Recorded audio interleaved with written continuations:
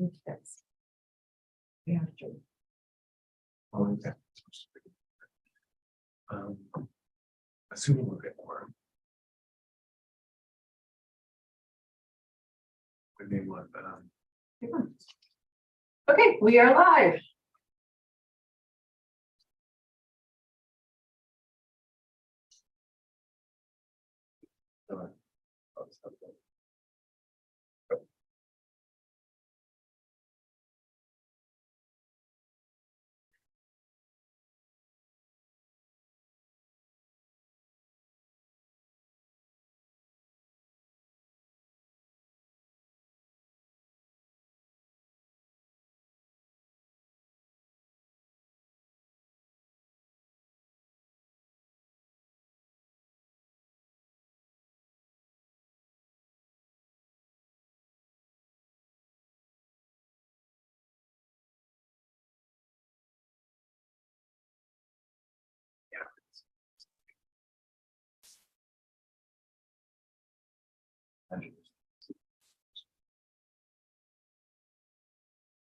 Yeah.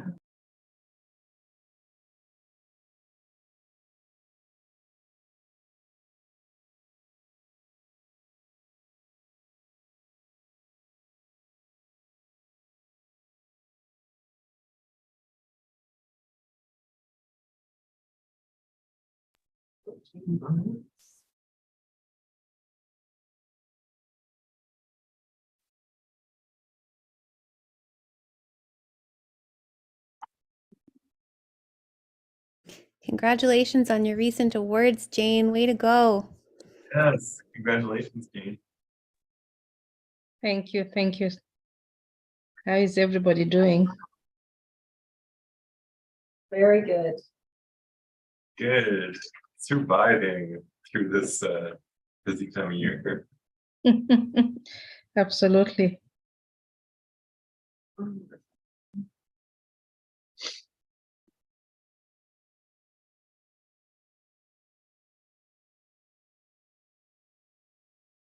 We've got Isabel. All right, so we've just achieved quorum. So we will call the meeting to order at 4:32. I also had some notes from other members who are on their way, but will be joining us in the Zoom link momentarily. But we'll get started. First order of business, I'll read the land acknowledgement. So I'd like to acknowledge with respect that we are in Robinson Huron Treaty Territory. And the land on which we're gathered, those of us who are here in person, and the many of you who are joining virtually as well, are gathered in the traditional territory of the Anishinaabe and known as Wauwatoeng. Wauwatoeng is home to Garden River First Nation, Batchewan First Nation, and the historic Sault Ste. Marie Métis Council. So the next item that we have is the adoption of the minutes.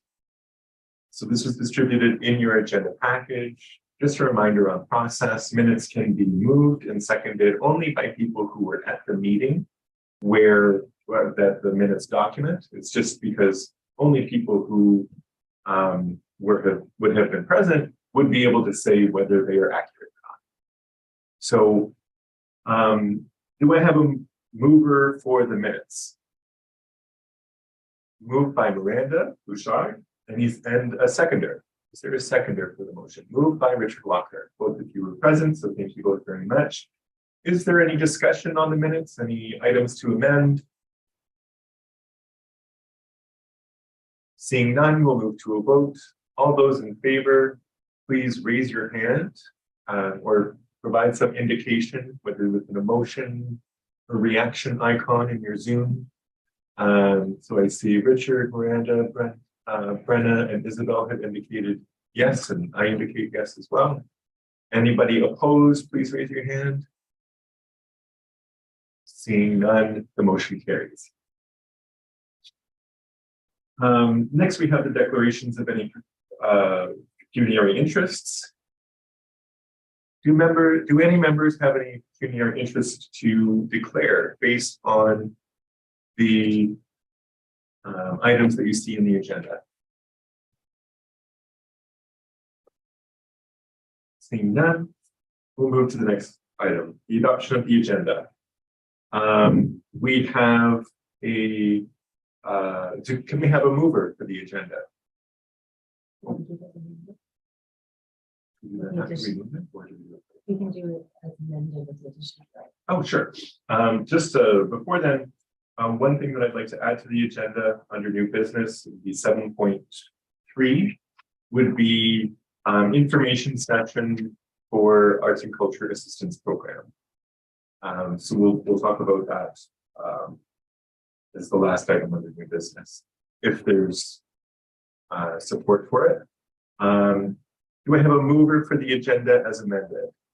Moved by Miranda, seconded by Brenna. Thank you very much. All those in favor, please raise your hand or find some way to indicate your ascension. I see Richard. I'm James. in favor. Thank you, Isabel. Miranda and Brenna have all indicated yes, as have I. All those opposed, please indicate so now. Seeing none, the motion carries. Item number 5, we have business arising. So the first item under that is 5.1, the Community Recognition Award. I'll pass it over to Virginia. Yeah, so the award ceremony is going to be on Monday, the 20th, which is the next council meeting. So any members that are able to attend, it'd be wonderful to have you there. The recipients will be arriving just before 4 o'clock. They'll have an opportunity to have a photo with the mayor. Then we'll go into the Hamilton room just prior to the council meeting. Sean is going to help do the presentation. So we have a PowerPoint presentation. We'll introduce the award recipients and they'll come up to the front of council, have their picture taken, receive their award with Sean and the mayor.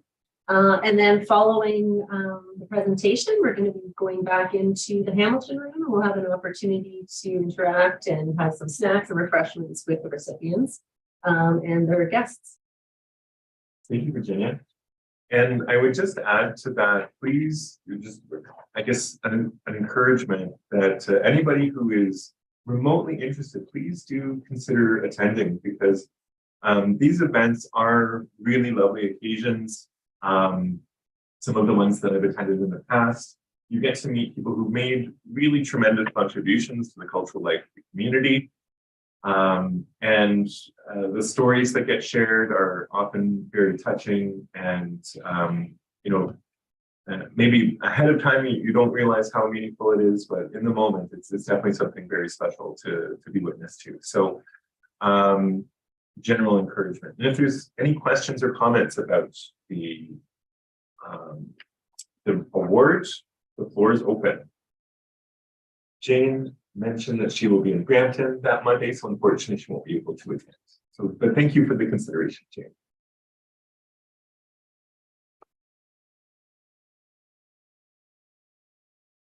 Seeing no other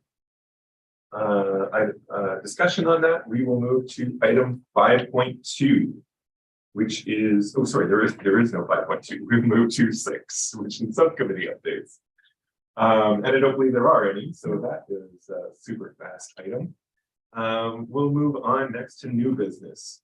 So this is flowing from our discussion, our first orientation session that occurred last month, where especially, well, just for the general public's benefit, but also especially for any new members who weren't necessarily acquainted with the progress on the cultural plan.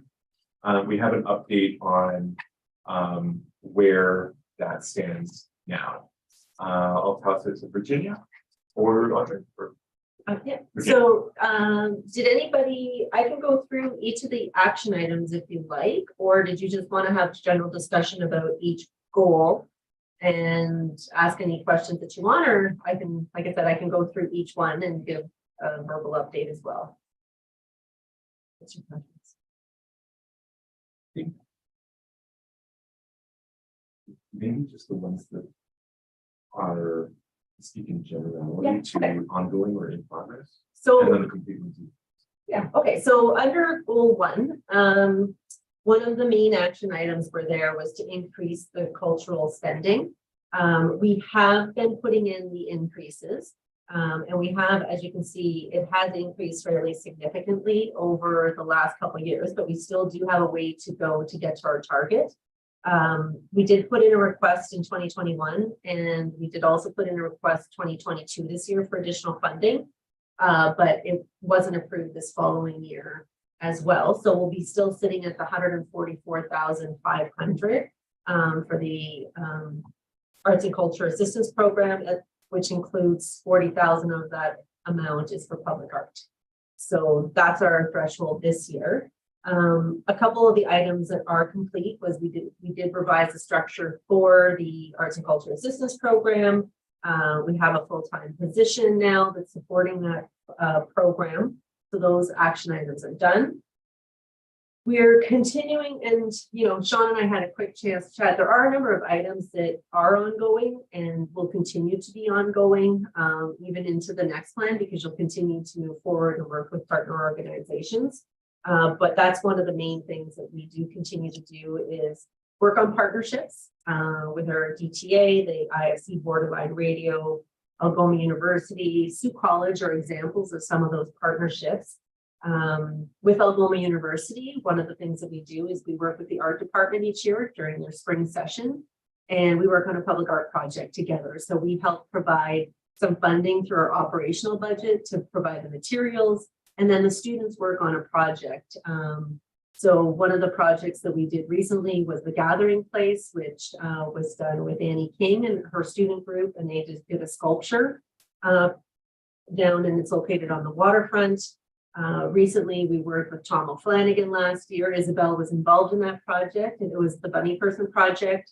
That's going to get installed this year, and I recruited Isabel help to get the installation done, and we're hoping to have Tom come With back. pleasure. So those are examples of some of the projects and partnerships that we're creating. Sioux College, we work with their graphic design program. We did a traffic wrap program last year, which the committee helped fund it. And this year we're working actually, instead of a traffic wrap program, we're working with professors to look at a mural program. And instead of the traffic wraps, they're looking at doing a large scale mural, which would go on the backstop of North Street, Ball Diamond. So I'll be bringing some of that information back to the committee and hoping to have a couple committee members assist on the evaluation like we did with the traffic wraps in the past. So a little bit of a new twist. That was one of the things that came out of the committee was, looking at other ways to incorporate the arts. So we've expanded that partnership to look at something new for 2023. Again, there's new metrics that have been embedded into the financial assistance for the organizations. So those are your larger organizations like the Bush Plain Art Gallery Museum. There's metrics for reporting that are now part of those agreements. And again, we're continuing to work to build capacity with greater funding opportunity and working with the different sectors. So I've been able to complete a number of the action items in the municipal support. One of the other ones, Action 7, was a one-stop shop. So we do have a social media account that's up and running. So hopefully everybody is following Arts and Culture SSM. It's a great place to post activities that are coming up and share different cultural programs, events, and things that are happening within our community. Website, Alicia will be back April 3rd from her maternity leave. So that's going to be one of the key projects, is to work on getting that website launched. And we're still continuing to collect artists for the artist inventory for the website. But that's hopefully going to be a place that people can go to get information about upcoming funding. If we're aware of other funding that's out there, it may not be city funding, but being able to post it in that place to share it with the arts and culture community. Are there any questions about Goal 1 municipal support? Just want to say the social media presence has been wonderful. I have noticed and very much appreciated the cross promotion of Thinking Rocks activities, and it's been a great way I have found to keep in touch with what's happening. So very well done on that point in particular. All the kudos go to Alicia for managing that account. So any other questions? Okay, goal 2, communication. So marketing plan and strategy for arts and cultural, local and broad-based. So there is a cultural tourism strategy that's being developed through Tourism SSM as part of that strategy. And again, we are really working with trying to do the social media accounts and different ways to really promote arts and culture in the community. So that's still in progress, and I think that that's one of those ones that will continue to be something that's, even once we've got certain components of it complete, there's always going to be ongoing efforts to continue to improve and expand our marketing efforts for arts and culture. Tourism has a calendar that's live on their website. Once our arts and culture website is up, we'll be linking back to that tourism calendar. Action 3, again, is the tourism strategy. So as mentioned, Tourism SSM is doing a cultural tourism plan, which I'm hoping should be released in the next few months. But I'd have to defer to Travis Anderson for that. Action 4, continue to promote film. So they do have a staff person down in tourism, and they're the film and digital media coordinator. So they've been very actively involved in working with film companies that are interested in promoting Sault Ste. Marie as a film destination. So that continues to have staff support to help grow that industry and attract people to Sault Ste. Marie. The arts and culture asset inventory, we're going to be doing a second call out. So we did a call out in the fall to artists to try to get them to, share all their contact information, social media, websites, and then information about what type of medium they're working in. So it could be, musicians, it could be artists, poetry, storytellers. So we're really trying to gather from the community. We did get a fairly good response on the first go around, but we know there's a lot more artists out there that we've yet to attract or have yet to send their information to us to continue to build that inventory. So another call out is going to go out to try to get more people involved in sharing their information so we can really have a well-rounded inventory of artists in our community. Action 6, promote contribution of arts and culture to social and economic well-being of the community. This has been ongoing. Again, new funding structure has made it possible to gather more metrics, to get a better understanding of events and to support events that are happening in the community. But it's going to be ongoing, I think, through year 5 and beyond, to continue to work with those partnerships and really promote arts and culture. Action 7 was an online hub forum. This we're hoping to have a bit of a section on the website. We're not quite sure how we're going to kind of host that forum or what form it's going to take. We just have to do a little bit of figure out how we're going to work through collecting that and having a forum for people to talk in on our city website. So that's definitely something that we've had conversations about, but there's still a lot more work to do with regards to that and how that'll reside once we get to have more meetings with our IT department. Any questions on goal 2? Not a question, but just an update is on Tourism Sault Ste. Marie. It's actually is Deloitte's that are undertaking the new strategic plan. For those that the process would be, one is they're going to interview the board members and staff of Tourism Sault Ste. Marie. That's the first go round, which is just happening this week. Then they're going out to the broader community, the stakeholders. So if anybody on this particular committee would like to have an interview, I would suggest that they either contact Alana or Travis to try and set something up. Thank you, Richard. That's really good update and also advice for anybody interested in an interview. Donna, you had your hand up. Thank you, Sean. I have a question on the section 2, and then I want to go back and ask a question on section 1. I appreciate the I don't know, the time and the energy it takes and so on. Sorry, I'm just refreshing my mind here. On action 6, can we put some timelines in place, Virginia, to do something around that, to look at the what we funded. If the idea is that we look at what the fund funded last year, and even if it's not as deep a dive as we would like to go, can we get started on this idea of measuring and presenting and sharing this information on social inputs and economic not inputs, but impact, so that like I really feel it's incumbent upon us to and this is going to go to the next point that I want to speak to. We're asking for more money.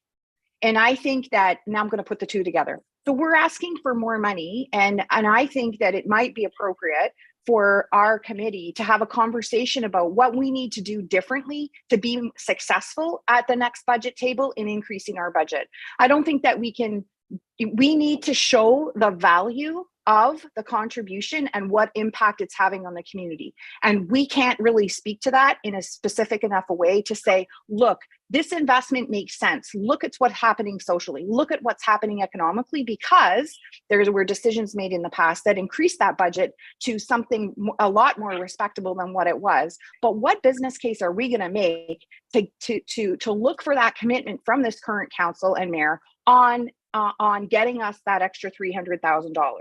And part of doing that is actually measuring and speaking to the benefits that have happened as part of that. So I don't know that you have that answer today, Virginia, but I would appreciate if you could think about that. And if everyone could think about what, how could we get a report done? How could we go and speak to council about the impact that this funding has had? And how can we build a better business case that they can't say no to? That's my thoughts on there. Thanks, Donna. Virginia. Yeah, no, thanks, Donna. And I know we did have this conversation before.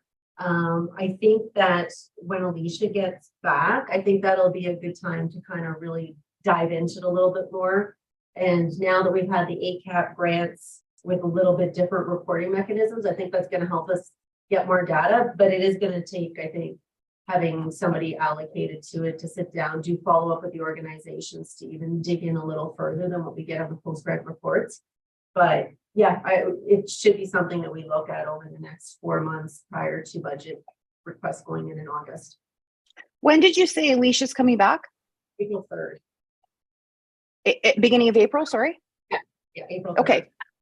Okay. That'd be great. Thank you. And as an aside,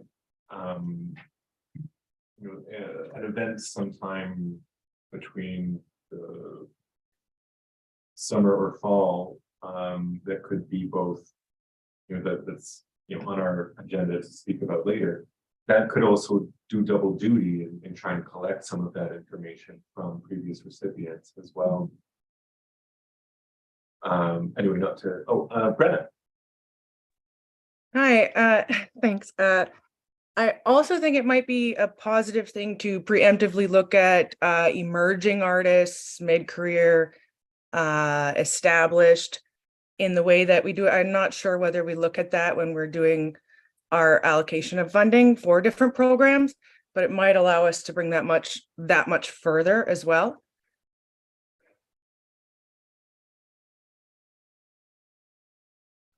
Thanks, Brenda. That's a really good insight, especially I know that's really ingrained in the framework that Ontario Arts Council and Canada Council use for their granting. And I think that historically it's been something that people consider, but we haven't sort of integrated into assessment mechanisms. So it's definitely worth exploring. Any other items related to goal number 2, communications? Oh, Donna, did we cover both the items, or was you? Yes. Okay. Sorry. Great. Thank you so much. Goal number 3. So goal 3, indigeneity. So one of them was to augment the mandate of the Boating Advisory Circle.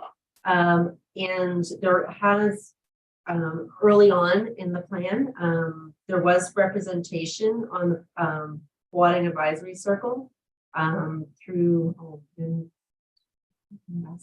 investment circle, and some of the work that was being done there. So I haven't received an update recently, but that's something I should be following up with to see if that's still moving forward with that advisory circle. Two was having some identification in the arts and culture funding. So we did identify under the cultural diversity stream, putting some priority and highlighting projects that that would fall within that. So whether it's Indigenous funding, other priority groups such as youth, LGBTQ2++, are identified in the ACAP grant guidelines as priority projects.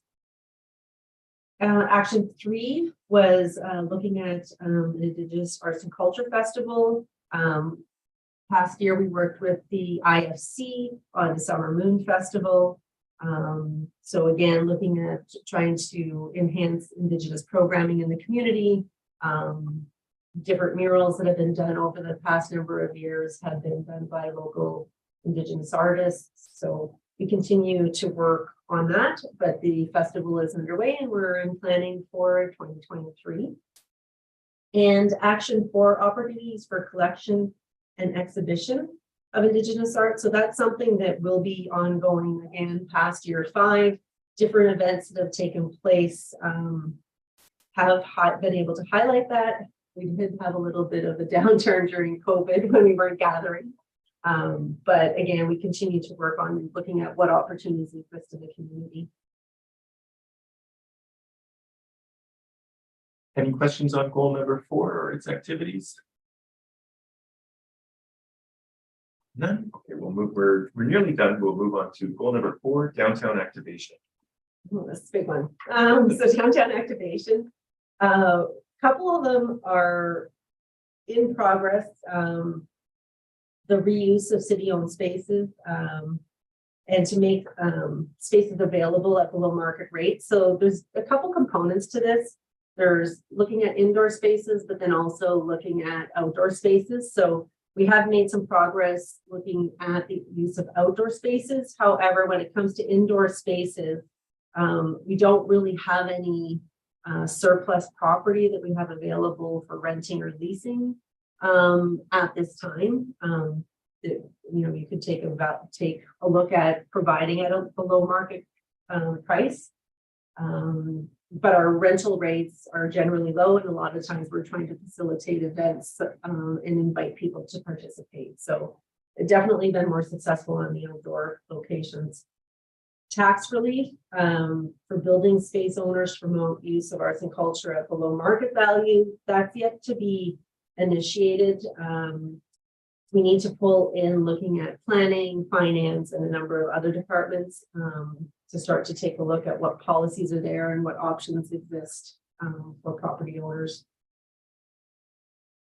Establishment of the community foundation that was completed a couple of years ago with the Algoma Community Foundation, launched in 2020. So that one's complete.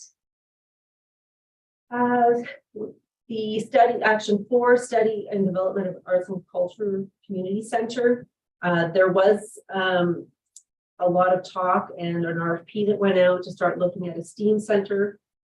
So I think they're working through the process of that, looking at feasibility studies and what it would take to look at having that as a potential future development.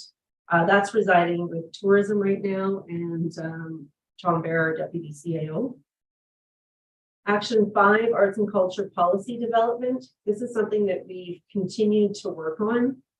We did adopt a new public art policy, updated the cultural plan. The public art policy does need some additional documentation prepared to go along with it. So we need to look at maintenance agreements, how we're going to be setting money aside for future maintenance of the public art, So there's different policies and additional documentation to go along with that. As well, we started to look at, and you'll see as another piece of the puzzle is a public art master plan. So that's going to come up in discussion as we get to the next agenda item. Programming in streets and public spaces in the downtown. As everyone's aware, the downtown plaza is under development. So that's going to further the connection from the waterfront to the downtown. And again, we'll be working with the Downtown Association and businesses and cultural groups in the area to do programming in the downtown core.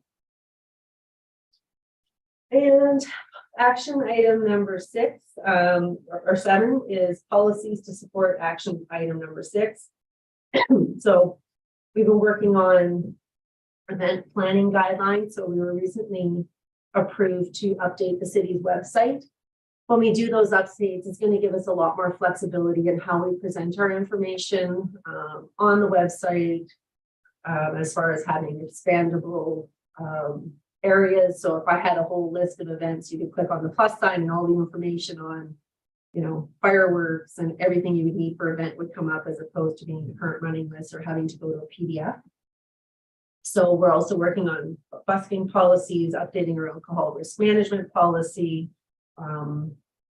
to really try to streamline the process. We're also working on improving our license of occupation policy for street closures and parties that are hosted in the public spaces or streets. So we're working on trying to streamline a lot of those processes so we have a smoother interaction with the customers and the community.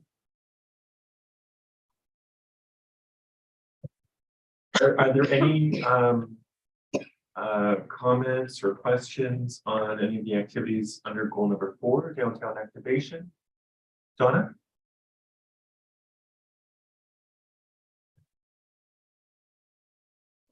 Okay.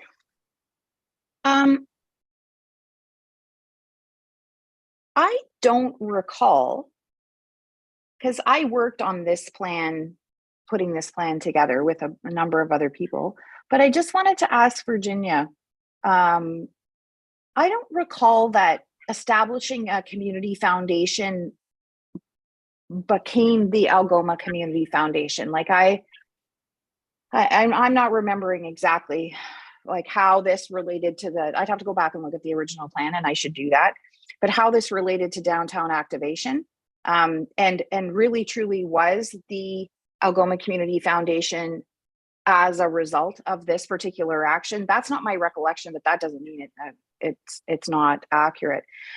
But assuming that is what it is, and the Community Foundation was established as a part of this cultural vitality plan, and they do have a website now in addition to that Facebook link. But I'm struggling to see. Does anybody know? Have you seen a report? You know, like what has been the impact of that? Does anyone know? I can speak to the first part of your question, Donna. The original recommendation under the community cultural plan sort of put us in a bizarre bind in terms of assessing completion of the task, because it assumed that a community foundation would be sort of initiated by the city in order to address cultural goals. And unbeknownst to the author or to the consultants who sort of recommended that at the time, there was already processes underway to establish a community foundation. And though that foundation has a wider scope, part of it is able to address the arts and cultural projects or organizations.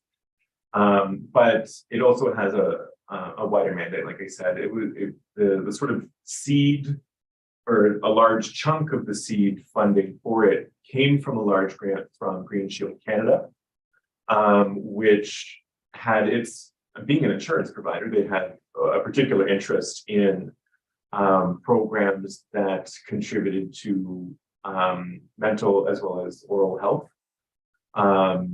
So that was one element of their sort of the stipulations around that seed funding, not that it'd be only dedicated to those things, but that's among the areas of scope. I have not participated actively with the foundation, so I can't speak to the second half of your question, other than that I'm just aware that Robin Sutherland was appointed the director.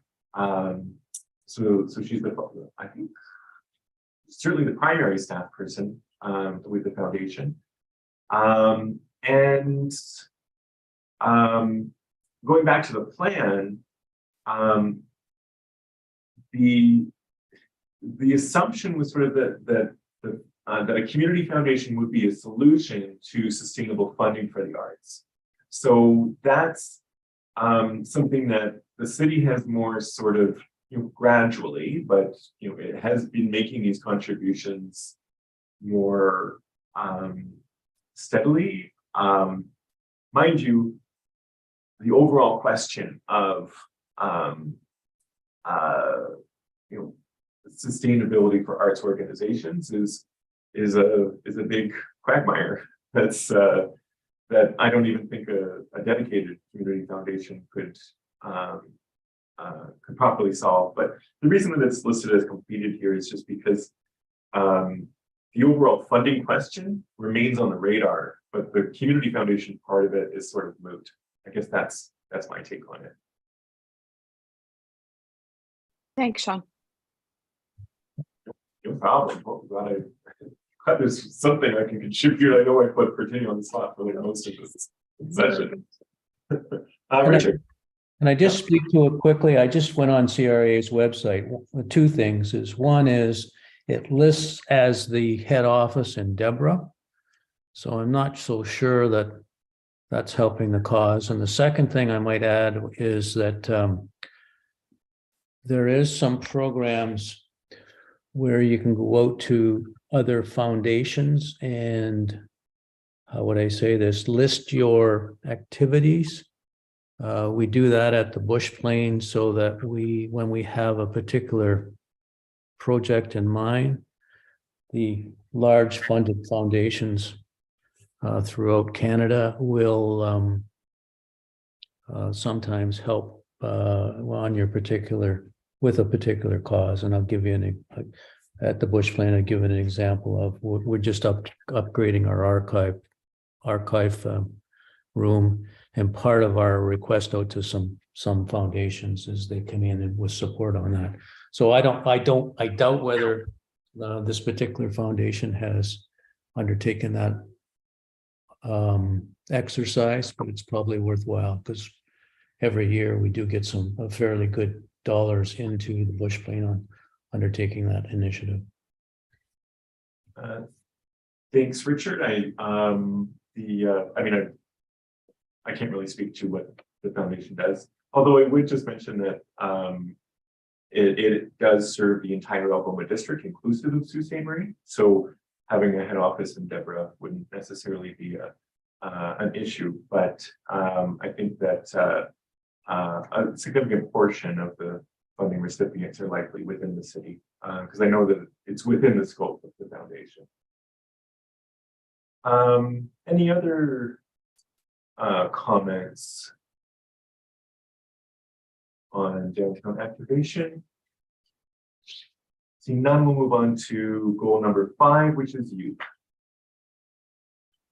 Okay, so create mentorship opportunities for youth to ensure long-term sustainability of arts and culture sector and build social capital. So this is ongoing.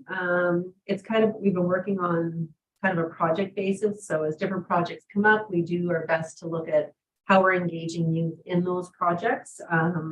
So Summer Moon Festival did have a youth component. We work with ADSB, Sioux College, Algoma University, and then our Mayor's Youth Advisory Council. So those are different groups that we have been engaged with to look at, different things that are taking place. So, it does vary a bit from year to year, and we do have our ongoing partnerships.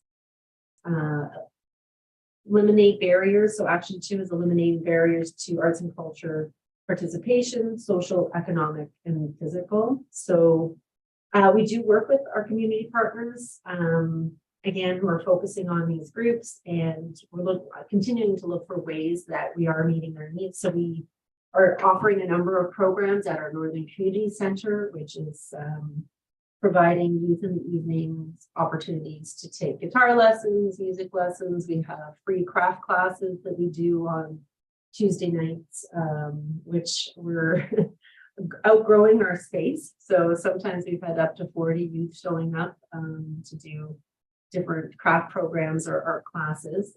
But that's something that we're continuing to expand in that location. As well, the Mayor's Youth Advisory Council does a number of projects as well. So it is something that we try to keep on the forefront and do as much as we possibly can.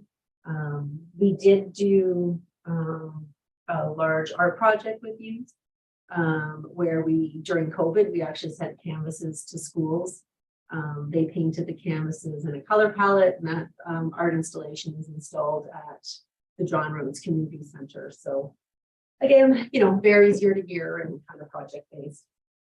Action 3, community partnerships to support effective age appropriate programs. We do again partner with different organizations. We partner locally as well with our social services to look at ways that we can provide programming. The I Love to Move program is another program that we've partnered with.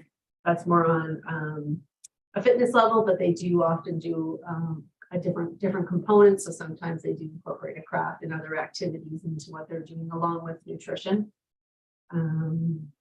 So ongoing, and again, these ones, the top 4 of them will always be kind of an ongoing thing that continues to evolve. The Mayor's Youth Advisory Council. So the action was to enhance the Mayor's Youth Advisory Council and empower youth to develop their own programs. MIAC's been around prior to the plan, so that's something that each council, each year, members are selected from schools across the community, including high schools, including Algo University and Sioux College. And they tend to set their own agenda. They pick the projects that they're passionate about. The one standing activity that they have done every year, there was a hiatus due to COVID, is the Mayor's Youth Art Gala, which takes place usually in the spring. And it showcases youth artists from across the community, everything from, visual artists to all the music is done by youth. The food in the past has been done by one of the high school schisms where the school actually comes in and actually does the food. We had digital film, so it really depends on what artists come forward. And I'm pretty sure you've been to one of them. Yeah, so I know that there's some committee members that have attended them, but they do an amazing job with the program, and it's a really great opportunity to showcase emerging youth artists in our community. And the last one, Action 5, they wanted to have a funding structure that focused for youth.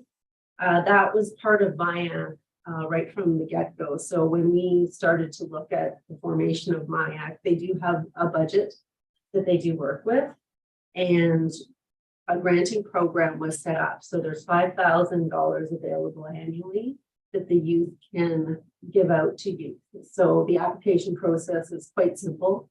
It's a much more simplified process than what we do for ACAP. And youth can apply for different activities or programs that they want to do. So an example was one time St. Mary's Elementary School wanted to host an event and a run. So they applied to MIAC for funding to host that activity. So it's there available to youth in the community, and our MIAC assesses those applications that come forward. Thanks, Virginia. So that was our second to last goal, youth, and the activities associated with that. Any additional comments or questions?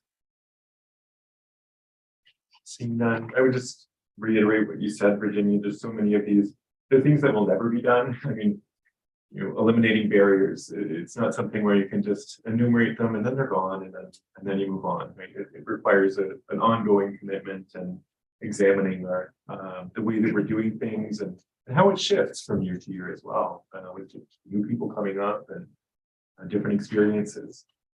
So thank you for that overview. And then our last goal, natural and built heritage.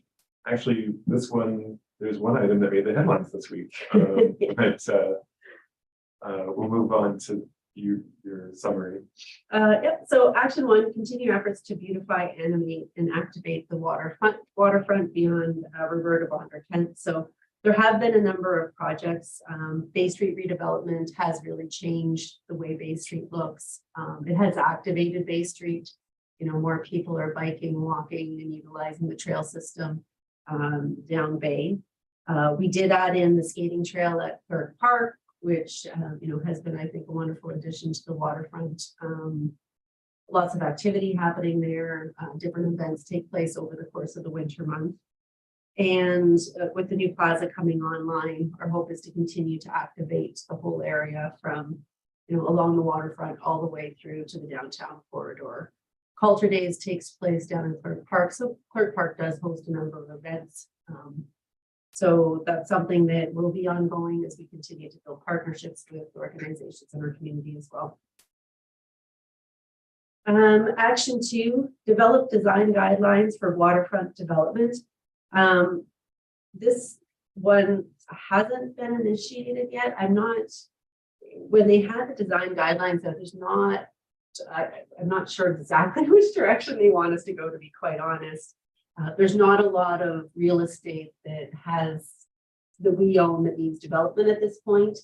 We do have the Gateway site, and the only other site along the area that hasn't been developed is the Suncor site, which the city doesn't own at this point. So this one would be part of planning and looking at how they embed that into the requirements for Planning Act applications. And that's probably also quite in flux with some legislative changes that have been happening, plus the recent completion of the official plan revision. Yeah. But I will put that on the radar to follow up with Peter Chinaza, who's the director of planning.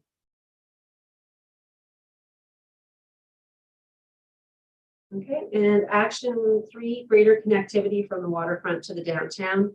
So again, this continues to be an ongoing project, which will be beyond year 5 as we continue to work on capital developments.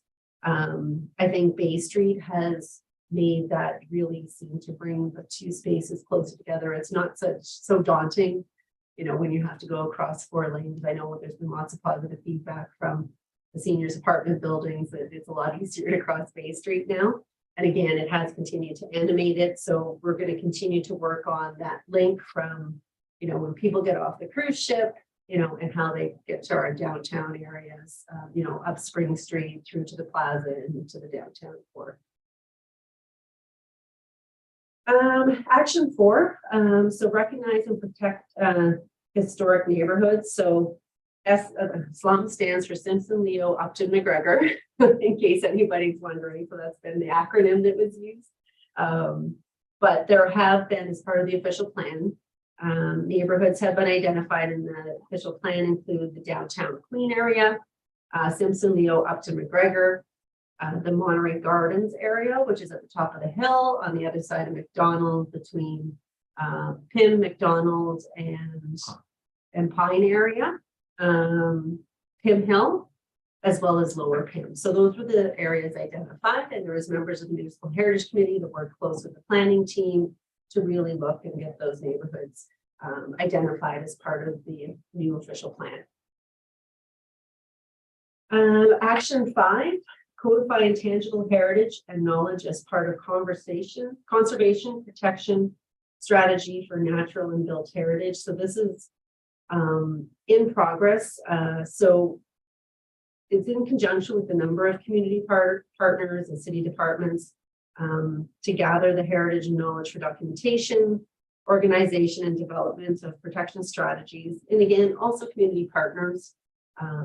We have a lot of wonderful community partners that are preserving our heritage in the community. So whether it's the Sault Ste. Marie Museum, you know, the Heritage Discovery Center, the Bush Plane Museum, Oral Histories. There's so many wonderful groups in our community that are really starting to, you know, preserve our heritage and protect different types of it, whether it's through storytelling or actual preservation of artifacts.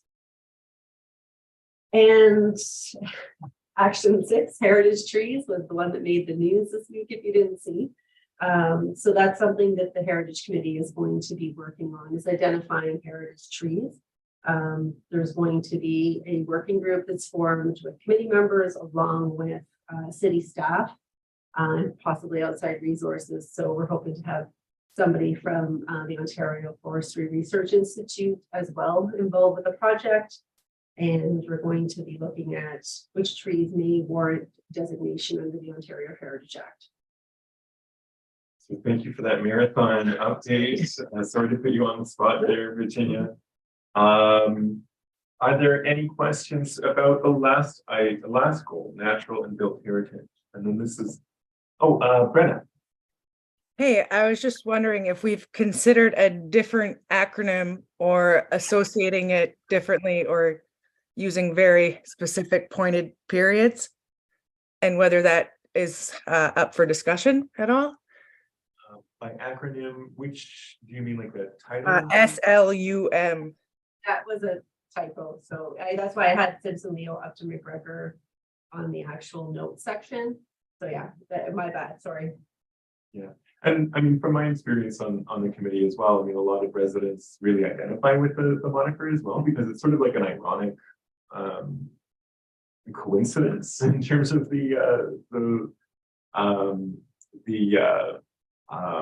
the acronym spells out. And so there's a sort of like jovial embracing of that irony that's sort of involved in the identification with that. I just think about the exterior position when people look in and we refer to it that way. I understand that we can change that perception. So I was just wondering if using large periods and always using large letters may help with that understanding. But on like as an outsider looking in, it's not I'm looking for more insight is all. Great. Any other questions or comments? Donna? It's a general question, if that's okay at this point. And that, my apologies, Virginia, if you mentioned this, but are we in year 4 of this plan? Yes. Okay, so did you already speak to what happens next? Like, we don't want to wait till into the end of year 5 or past year 5 or whatever, ideally to, renew this or redo it or whatever it would be. Is there some thinking going into how we move it along so that we have we are staying on track and we are continuing to renew that? I have not got that far. So yeah, it is something that we need to have on the radar. Okay, that'd be great. Thanks. Oh, thank you, Isabel. I don't know if you are viewing our live stream. Isabel just had to step out. So let me just make sure. Okay, just yeah, we have. Yeah, it's okay. Any other questions or comments about the plan this far? So this, just in summation then, first of all, I want to thank all of the staff members and volunteers who've been involved with bringing so many of these actions to life. I know it's been no easy task, and we didn't think it would be easy when we started either. But certainly just want to reiterate that thanks. But also, I know that this group and what makes it so great is we're always looking to improve and to build on the future. So thank you also for those points around thinking about that next iteration that's to come. And in that light, as you can see, there are a number of items that are still in progress, and this will be something that we will have to continually have our minds oriented to in the work of this committee as well, to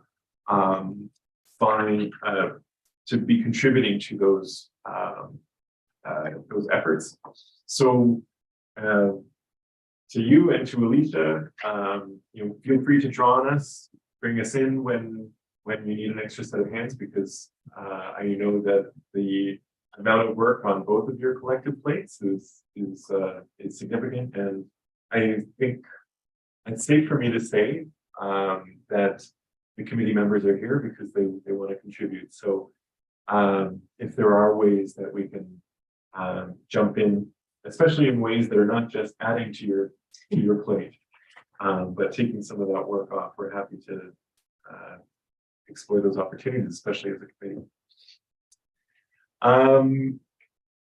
Any last comments before we move to item number 7.2, which is the Public Art Master Plan update?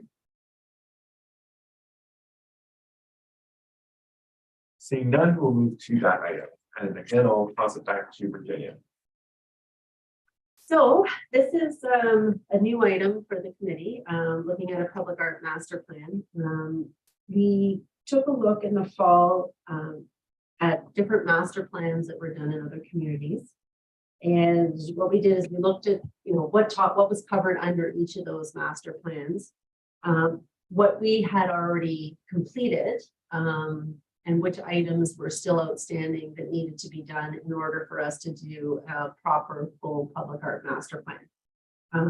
So as you can see on the page 12 of your agenda package, I broke out the different sections that each master plan had and which of the areas we actually have covered in our current public art policy and which areas need to be addressed as we move forward with developing this plan. So the pieces that we are going to need to start looking at is looking at community engagement, getting an understanding from the community as to, what they see in public art, how they see public art in our community.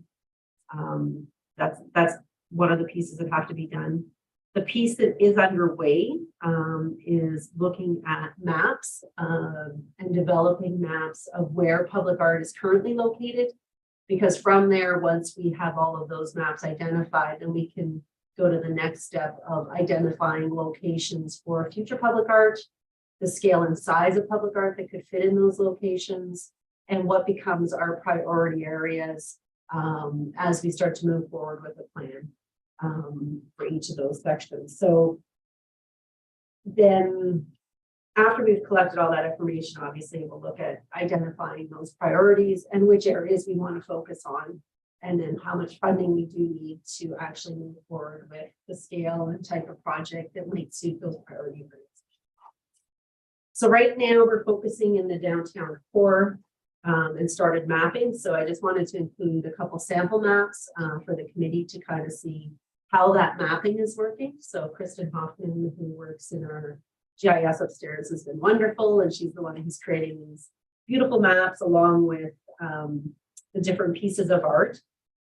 We wanted to try to make it so that it wasn't too congested. So the scale of the maps are fairly are smaller areas.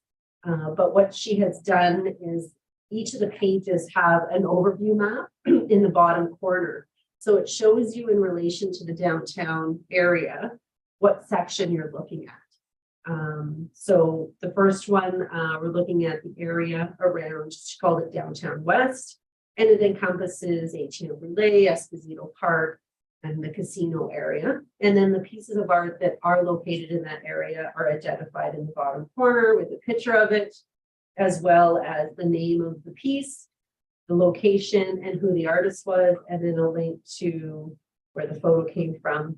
This will also link back and we'll have a connection to our public art database, which will reside on the website.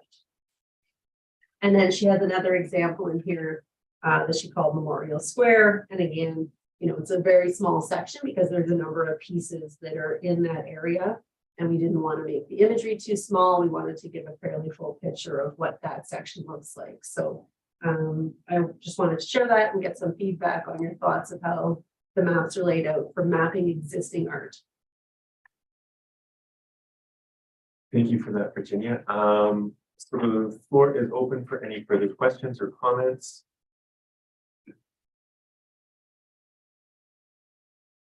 Dawn? So are we just talking about the map part right now, or are we talking about the timelines on the follow through of getting the components completed that are going to give us a fulsome plan and some timelines or whatever? Both. Okay. That Um, was something that I could do while we had that hiatus between when the other committee wrapped up and the new committee was formed. So it's something that I could kind of be working on prior to the committee getting back underway. Okay, do you want to finish discussing the other areas that we have to complete? And so I don't interrupt and everybody can understand fully what the plan is here? I think really now, like, once we get this mapping done, we really need to start looking at timelines for getting the community engagement done, who we're reaching out to, what we want to be asking. So that's really going to start to be the next step, because until we have that, then we can actually, after that, look where the gaps are and where we start to need to identify priorities based off of what we heard and what our feedback is from the cultural community as well as the general public. Okay, that's awesome. Some of us have been doing this longer than others, and some of us have been doing this for a long time. And I just want to say, when I look at that map, to me, this is groundbreaking. Okay, and it's not nothing ever happens fast enough for me. You guys know that. But if you look back 5 years ago, that map would have had 2 things on it, maybe 3.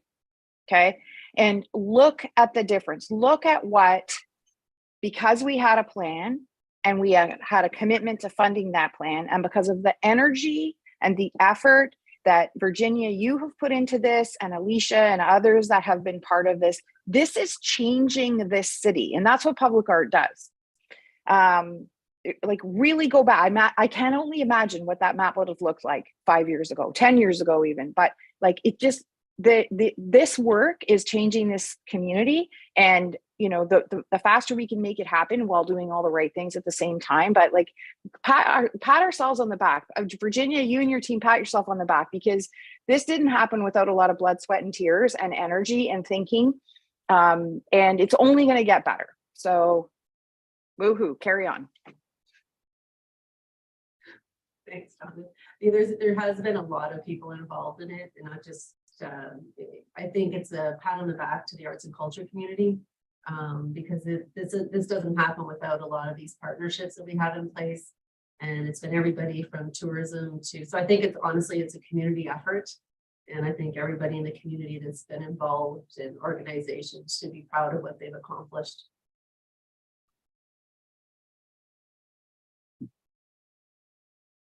Great. Any other questions or comments?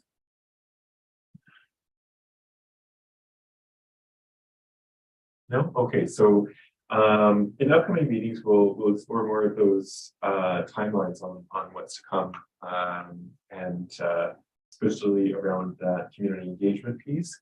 But we've got thank you for compiling this overview, because it's actually quite remarkable how much is already in place. Mm-hmm. So it will definitely scale back a lot of the work that I think we thought we had to do for this strategy.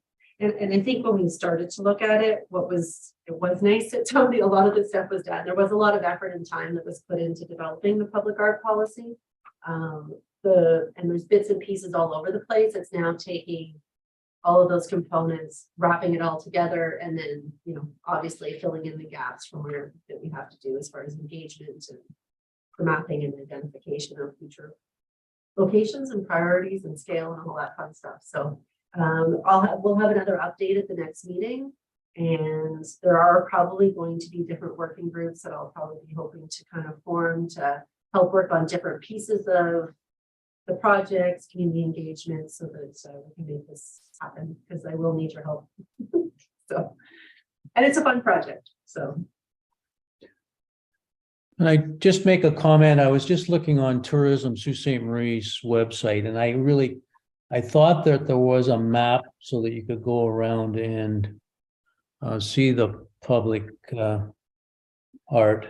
It's not readily popping up. So Virginia, you might want to talk to Travis about having that on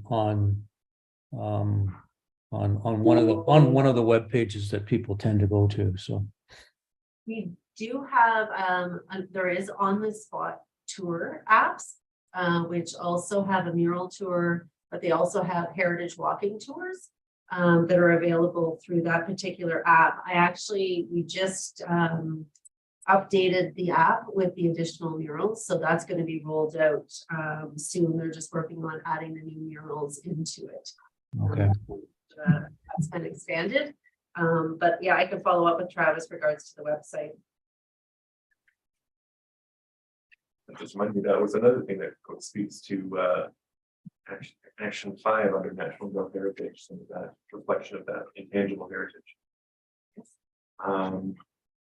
Any other comments or questions on public art policy? Or sorry, not policy, strategy. Seeing none, we'll move on to item 7.3, which is the information session on arts and culture assistance program. So at the last meeting, Miranda and I had volunteered to pitch in on it. I would not have been able to be involved in anything prior to our intake for the arts and culture action program for this at the end of this month. But I think that now we have a good block of time through the summer and fall ahead of the fall intake to pull something together and just to well, I think it can serve a couple of different purposes. One is to provide prospective applicants with information that will sort of demystify the process, hopefully alleviate some anxiety they might have about applying, eliminate some of the misconceptions that might exist about accessing municipal funding.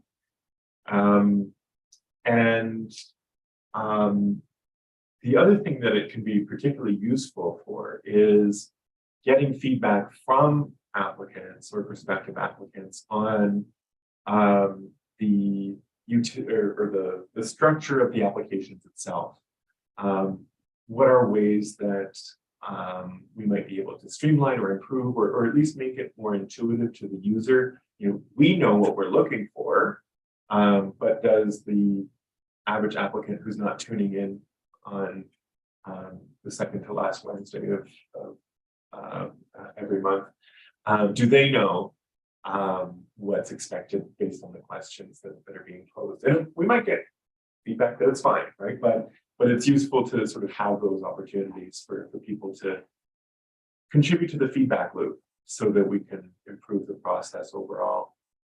But I say that just as a proposal based on discussions that have only loosely been had in the past, but open it up for further ideas or discussion to anybody.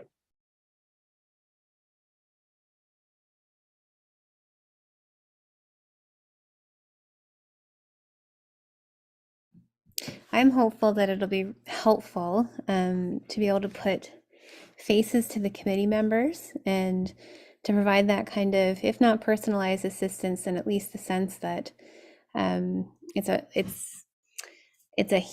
what do I want to say? It's a human process that we care about applicants, that we really care about this program, and that we want to drive success within it. Yeah. Thanks, Miranda. Actually, sorry, one of the points that I had brought up earlier in the meeting was that this could also be an opportunity for us to gather some of that data that informs our advocacy for further funding. So getting a sense of what are the impacts that this fund is having on the lives of the recipients or the success of the recipient organizations, because now we are in the great place. This is a new exciting place where we're not only limited to providing our funding to incorporated not-for-profit organizations, but to a broader pool of prospective applicants. Oh, yes.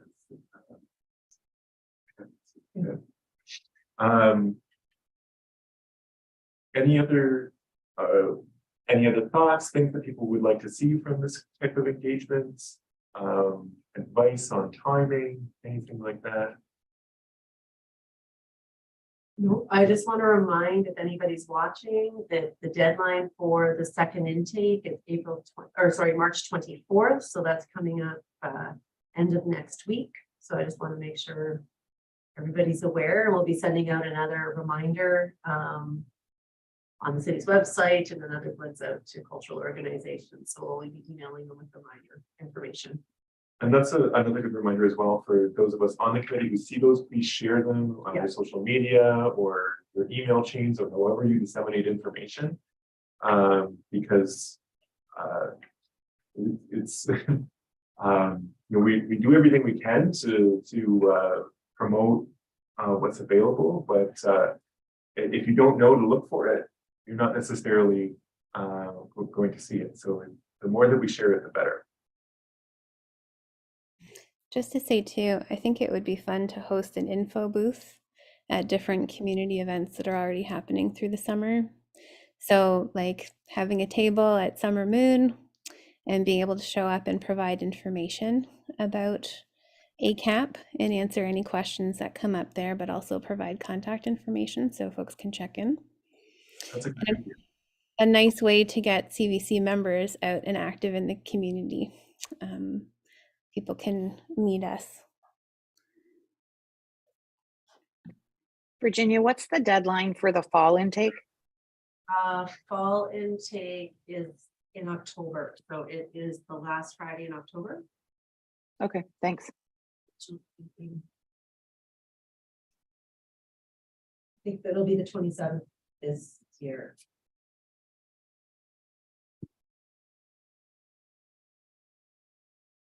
So maybe we could have a table at Bush Plain Days, Richard.